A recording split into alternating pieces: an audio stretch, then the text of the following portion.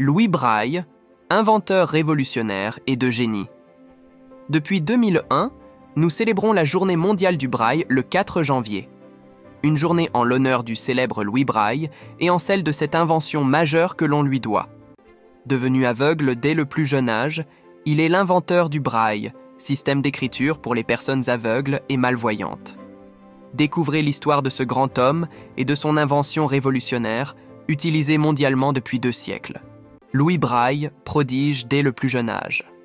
Louis Braille, né le 4 janvier 1809, fut un enseignant, musicien, mais aussi grand inventeur français.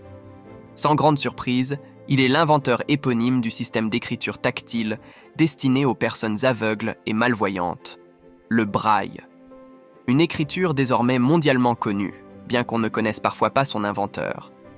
Ce dernier, né dans la petite commune de Coupvray près de Paris, devint aveugle dès l'âge de 3 ans, à la suite d'un fâcheux accident. Désireux d'aider son père dans son atelier, le jeune enfant se blesse à l'œil droit. Blessure qui infecte rapidement son autre œil et qui lui fit donc perdre entièrement la vue. Ses parents, optimistes, souhaitent braver ce handicap et offrir une instruction solide au jeune Louis. Ils réussirent donc à lui obtenir une bourse pour son admission au sein de l'Institution royale des jeunes aveugles, aujourd'hui rebaptisée Institut national des jeunes aveugles. Rapidement, le jeune garçon d'à peine 12 ans excelle dans cette école. C'est durant ses premières années qu'il va notamment assister à la présentation faite par Charles Barbier de la Serre. Ce dernier aborde les prémices de l'invention, son système de sonographie, un système d'écriture tactile qui retranscrit les sons.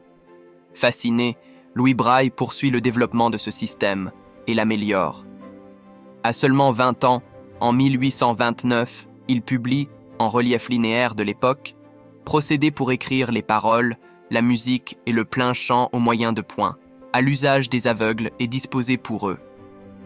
C'est l'ouvrage considéré comme véritable acte de naissance du Braille. Le système de Barbier se basait uniquement sur les sons, sans prendre en compte l'orthographe, la ponctuation ou encore les signes mathématiques. Celui de Braille, quant à lui, est un véritable code alphabétique construit uniquement à partir de 2 rangées et de 3 points, permettant 64 combinaisons comprenant les accents, la ponctuation et même les caractères musicaux.